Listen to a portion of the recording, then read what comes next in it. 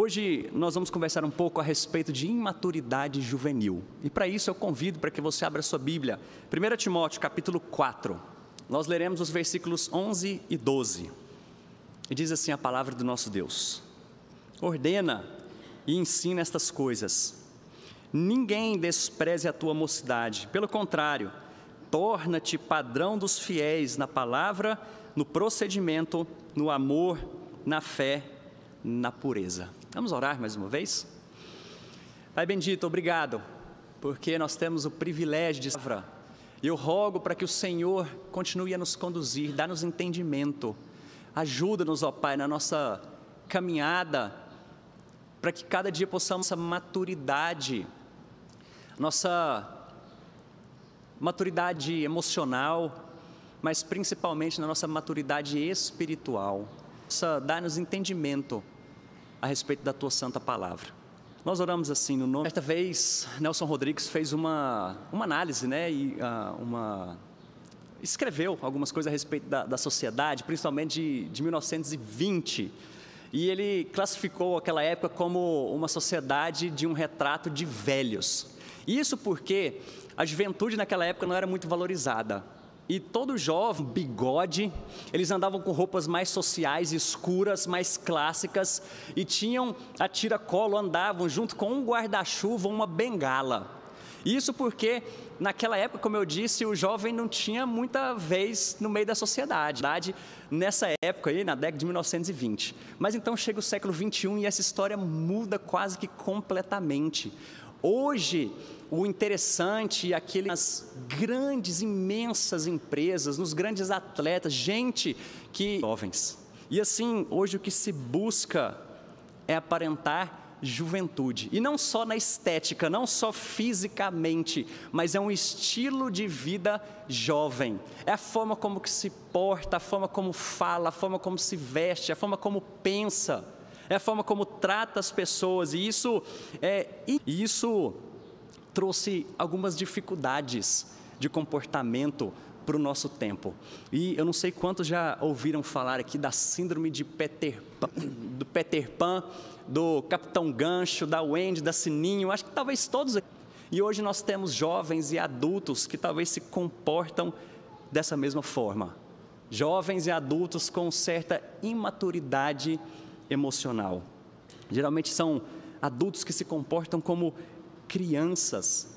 As mulheres amadurecem mais rápido do que os homens, e assim a gente tem um certo comportamento meio infantil diante de alguns jovens e alguns adultos, inclusive. E só para ficar bem claro, que tipo de imaturidade eu estou tratando e a gente está falando a respeito dela nessa manhã? Eu não estou me referindo àqueles que gostam, por exemplo, de sempre brincar com criança, ou gente que sempre faz piada, que sempre está rindo de tudo, que ri muito. Não é esse tipo de maturidade que eu estou falando. Nem ao menos gente que tem pouca experiência em determinadas áreas da vida. A gente estava conversando na sexta-feira, num estudo, falando a respeito disso, de maturidade cristã, e até foi citado lá que tem alguns que têm mais experiência como pai do que outros, porque eu, por exemplo, tenho uma filha que vai completar 2 anos, e até foi citado, pastor Erickson tem um filho que está com 15 anos, então nós não estamos falando desse tipo de imaturidade no sentido de inexperiência, nem também nós estamos pegando aqui algumas síndromes de comportamento, alguns transtornos de comportamento, como que é desenvolvido alguns transtornos que precisam de um acompanhamento clínico um pouco mais de perto.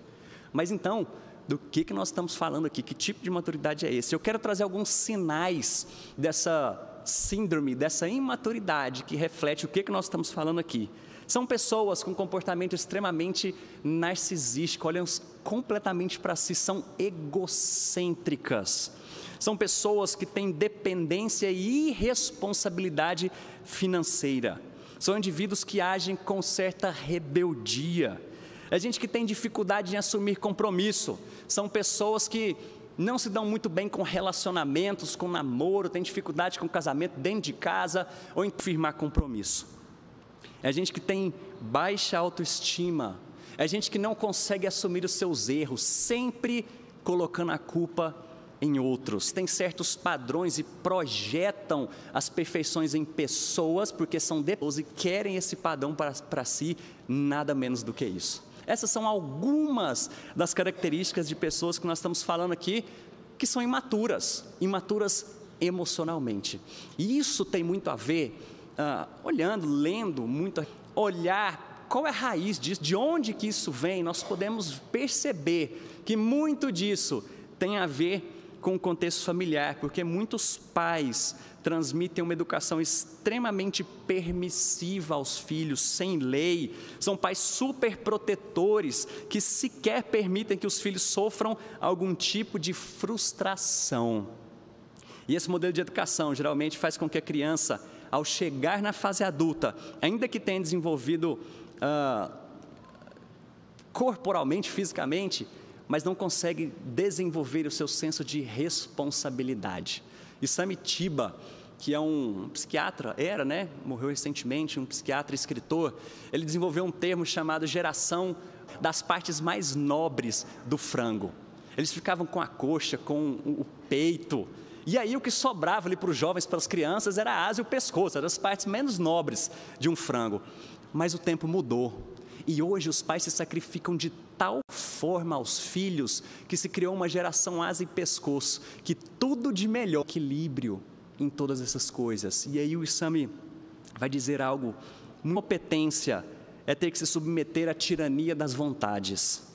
Foi o que aconteceu com nossos filhos, por não querermos reprimi-los, cerceá-los, traumatizá-los, apesar de amados. Só para a gente ter uma noção disso aqui, como que funciona? Tem pais que têm dificuldade de deixar os seus filhos lidarem, e aí o pai e a mãe, ao invés de começarem a ceder para que a criança tome iniciativa de resolver aquilo, o que o pai faz? Vai lá e ainda dá padrinhos, que retratam muito bem isso, que antes, nas escolas, quando o professor falava alguma coisa, o pai repreendia muito severamente o filho. Hoje como é que funciona? Se o filho fala qualquer coisa, quem é repreendido são os professores. E eu não estou, claro, generalizando histórias aqui de que se uma parte ou outra está errada, não deve geração imatura que nós vivemos hoje. Isso pode ser, e perceba bem, de que é culpa dos pais, mas pode ser por causa de uma educação que não trouxe responsabilidade para os seus filhos. Isso tem alguns outros nomes também, que se chama essa imaturidade, de adolescentes, adolescência prolongada, geração canguru, ou mais um termo norte-americanizado, o que é os Twixters. A revista Time tratou algo muito delongadamente a respeito desses adultos que não têm senso de responsabilidade, e cunhou esse termo de Twixters para aqueles que agem como crianças. Mas então, o que a palavra de Deus pode nos ensinar e nos alertar a respeito disso? Nós estamos falando aqui de certa imaturidade emocional, porém todos aqueles termos que eu falei para vocês, que são algumas das características que marcam essa geração e esse tipo de pessoas, tem a ver não simplesmente com pecado. E pecado, a gente não trata, talvez com medicamento, a gente trata com a palavra de Deus. E agora, quando a gente fala de imaturidade emocional, eu estou correlacionando isso daqui com imaturidade espiritual, porque muito dificilmente você vai encontrar alguém que é imaturo emocionalmente e que é maduro na fé. Portanto, eu quero que a gente possa caminhar nesse sentido. Como eu disse anteriormente, a respeito de alguns transtornos, síndromes que precisam de acompanhamento clínico, muitos pela palavra de Deus e pelas Sagradas Escrituras. E, portanto, é onde a gente entra no nosso texto aqui e a gente pode perceber que em toda a palavra de Deus, nós encontramos nos caminhos do Senhor, a Bíblia fala que eles fizeram o que era reto perante Deus. A gente pega, por exemplo, Ezequias, outro rei, justo de Judá, que iniciou o seu reinado com 25 anos e fez uma grande reforma espiritual no meio do povo de Deus. E claro, Jesus, que com 12 anos estava no meio de um templo conversando coisas a respeito da lei, ensinando a respeito da palavra de Deus. Era um jovem, Timóteo, que Paulo conheceu na sua viagem missionária em Listra. Isso é narrado para nós em Atos, capítulo 16, e lá conta Paulo falando a respeito de Timóteo, né? Ou então Lucas falando a respeito de Timóteo, de que Paulo ficou impressionado com a fé e com a maturidade daquele jovem, que naquela época devia ter entre seus 23 e 25 anos, e ele então falou: Timóteo, vem comigo, nessa história aqui, te ensinar mais ainda. E pouco tempo depois, agora Timóteo é pastor de uma grande igreja, de uma cidade muito importante naquela época, que era a cidade de Éfeso. E agora, 10 anos depois desse primeiro encontro, Paulo preciso escrever algumas coisas a respeito da sua juventude, a respeito do pastoreio dessa capítulo 4. E você pode perceber, se você voltar, ou na mesma página aí, que o título e Paulo está alertando, já falando: Timóteo, vai acontecer aqui que nos últimos tempos alguns apostatarão da fé, versículo 1, capítulo 4, por obedecerem a espíritos enganadores e ensinos de demônios, completamente fora dos padrões daquilo que eles professam. Portanto, eu já estou te alertando. Não deixa se envolver com esse tipo de gente, não. Não deixa esse tipo de firme, numa mensagem estabelecida, numa mensagem celestial a respeito de Jesus. Coisas aos irmãos: serás bom ministro de Cristo Jesus, alimentando com as palavras da fé e boa doutrina que tens seguido. E é por isso que ele vai falar no versículo 11, que é o que nós lemos: ordena e ensina essas coisas. O que é que Timóteo, jovem Timóteo, deveria ordenar e ensinar? Palavra de Deus. Portanto, a gente vê que a autoridade, o respeito que ele teria, não tem simplesmente a ver com a sua idade. O modelo que ele deveria ser para as outras pessoas não tem a ver com a pouca idade que ele tinha, mas tem a ver com a maturidade espiritual que ele deveria possuir. E assim, a gente vê como então alcançar essa maturidade espiritual. E é o que Paulo agora vai indicar para Timóteo, versículo 12, no qual ele diz: ninguém despreze a tua mocidade.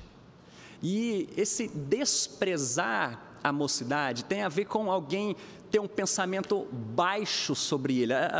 De forma mais literal, isso aqui é alguém pensar pouco, é alguém menosprezar. Essa forma muito clara que o texto está dizendo: ninguém despreze, ninguém pense menos de você por causa da sua mocidade. E essa mocidade, a sua juventude que o texto traz para nós, no pensamento daquelas pessoas, provavelmente Timóteo nessa época aqui já estava liberando seus 35, 36 anos. E para alguém daquela época, um jovem, era uma pessoa que tinha idade de se alistar no exército, de poder cumprir os seus deveres militares. Então, até os 40 anos, era considerado jovem, moço, nesses termos aqui que Paulo está falando. Então, ele está dizendo: ninguém te despreze por conta da sua idade, porque você é novo. Você está pastoreando uma grande igreja, uma igreja muito importante, provavelmente de gente bem mais velha, líderes mais velhos que você, numa época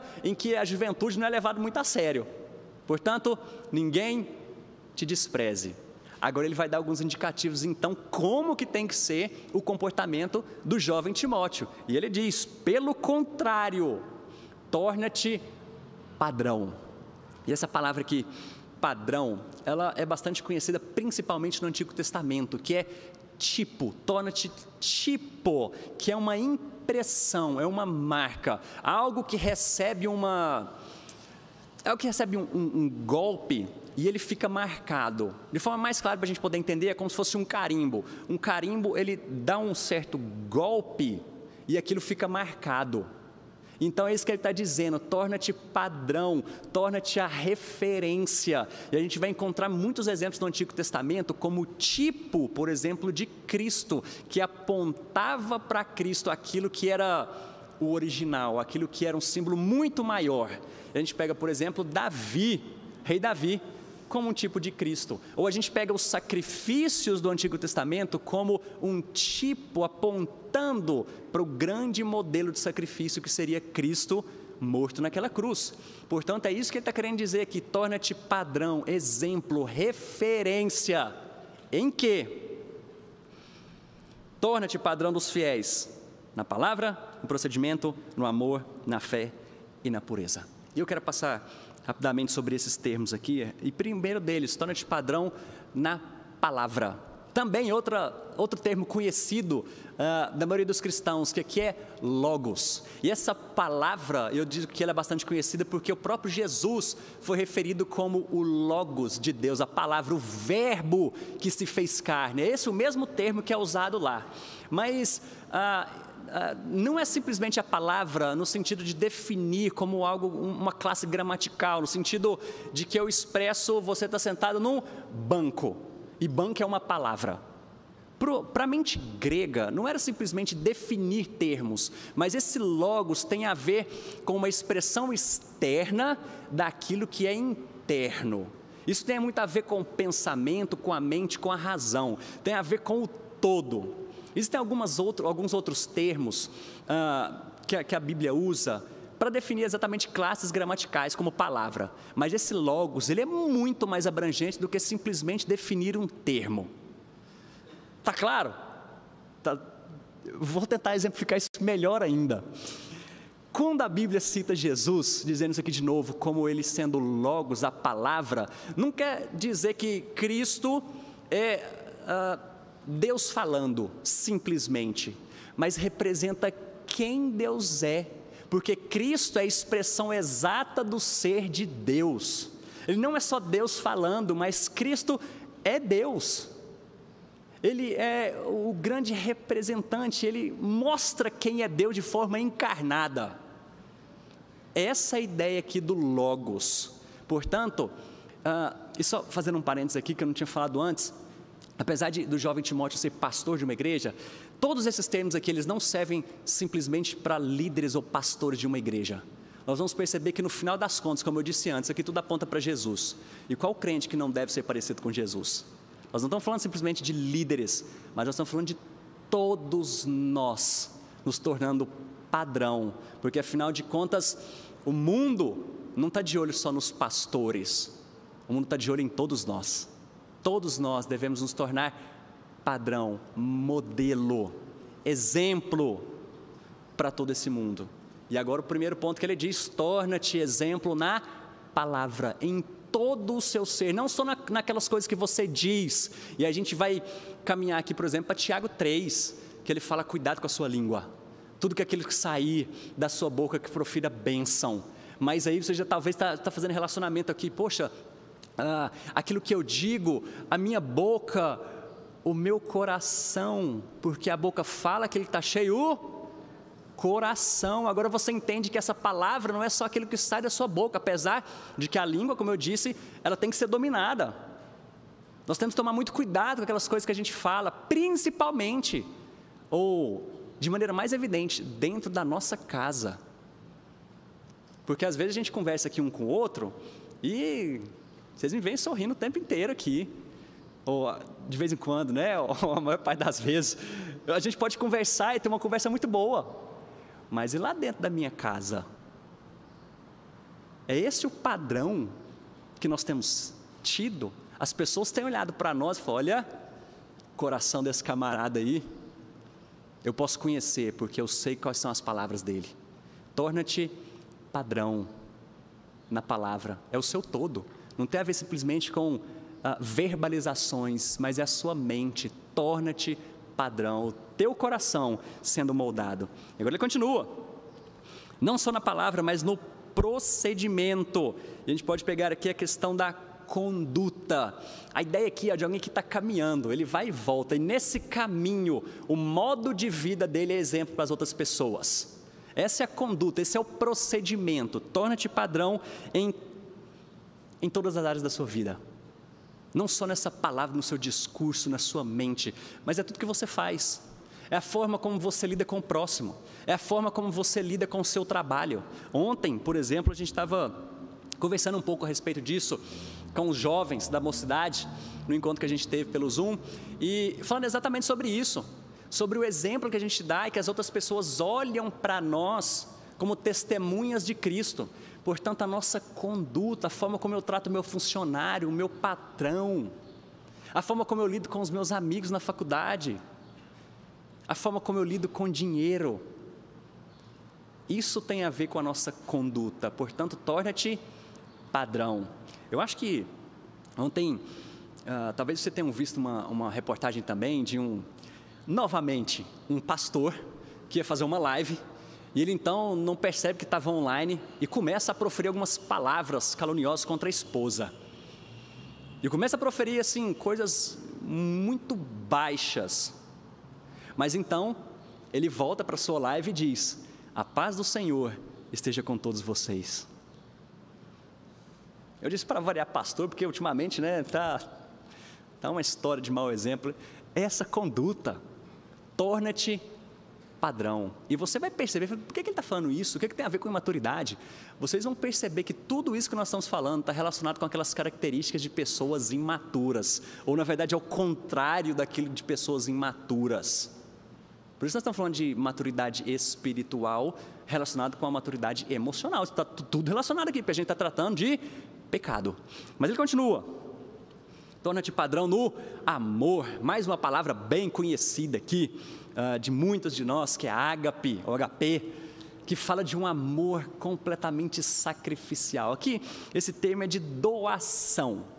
E torna-te padrão no amor, porque Jesus vai resumir toda a lei.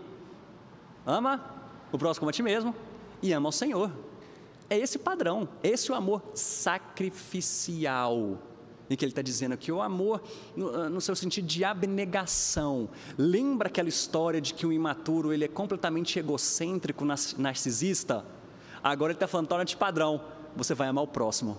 A história não tem a ver com você, vai servir o próximo. Como é que Jesus amou o mundo? Ele se entregou, ele se sacrificou pelos seus. Portanto, esse tipo de padrão que ele está dizendo aqui. Para de pensar que você, eu já disse isso aqui semana passada, para de pensar que você é o personagem principal dessa história. Para de pensar que você é o centro do planeta. Para de pensar que Deus só tem olhos exclusivamente para você. Ele tem muito amor a ponto de mandar o filho dele morrer naquela cruz. Mas ele está dizendo, através do apóstolo Paulo, seja modelo no amor, na abnegação, no cuidado do próximo. Aprenda a cuidar do seu próximo. Aprenda a amar dentro da sua casa. Aprenda a honrar os seus pais que têm se dedicado tanto por você. E ele continua, na fé, torna-te padrão na fé. E essa fé aqui tem a ver também relacionada com o nosso Deus, mas tem a ver com a fidelidade e a confiabilidade das pessoas diante de você. Tem a fé com aquilo que nós entendemos que deve ser o nosso compromisso, a nossa entrega ao Senhor diária, de nós vivemos de maneira confiante no nosso Deus, de que Ele está cuidando de nós.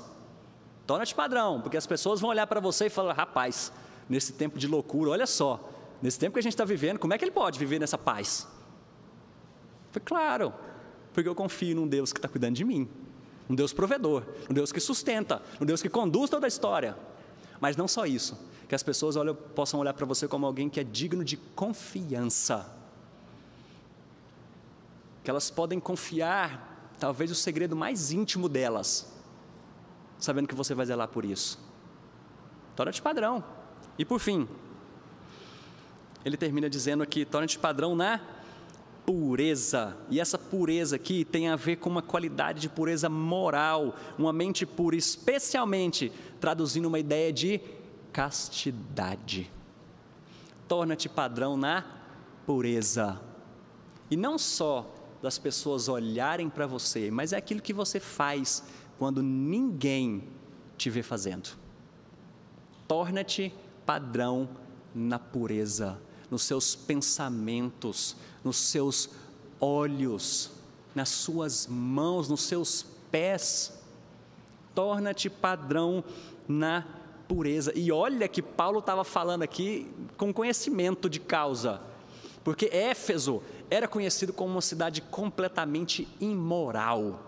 E aí era muito comum ter na frente de alguns templos pagãos essa palavra, pureza.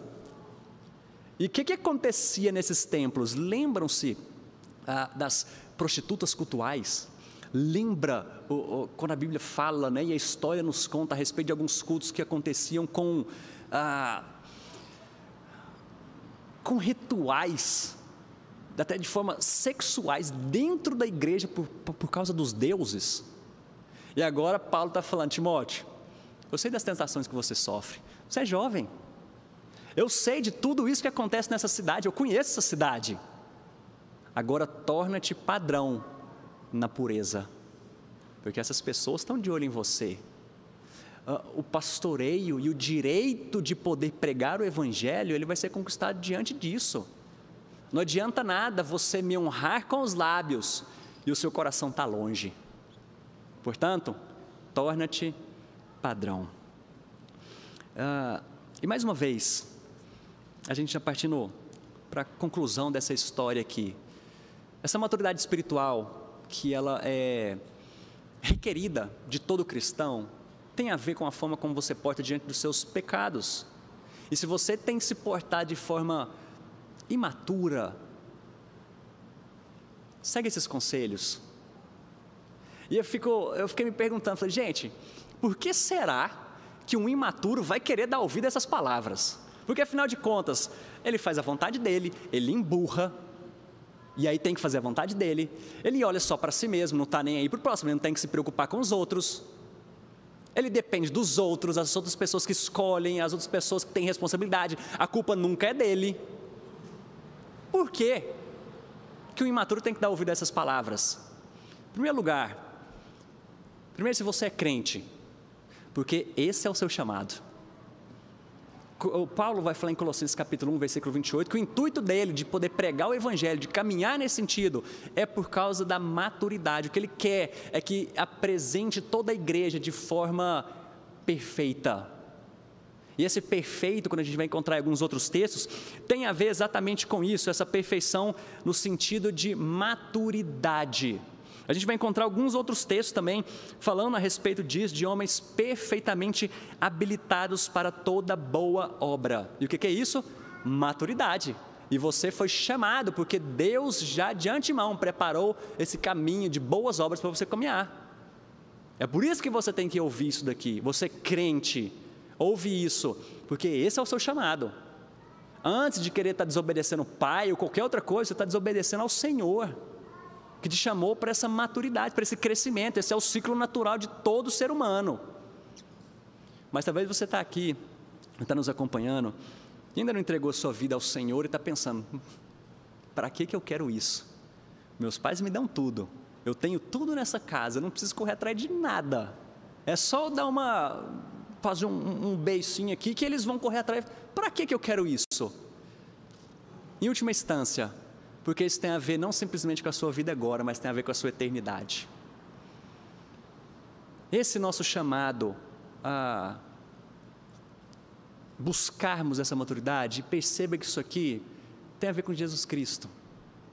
Esse amor, paciência, bondade, tudo isso tem a ver com que também Paulo vai falar a respeito do fruto do Espírito. E isso aqui tem a ver não com a sua vida agora, simplesmente, mas tem a ver com a sua eternidade. E quando nós olhamos para Cristo, aquele que era Deus e não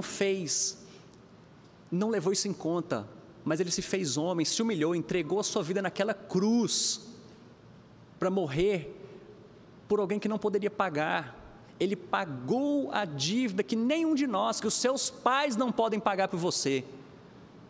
Embora muitos pais, se pudessem, entregariam a sua vida pelos filhos, mas isso é impossível diante de Deus. Isso é responsabilidade sua.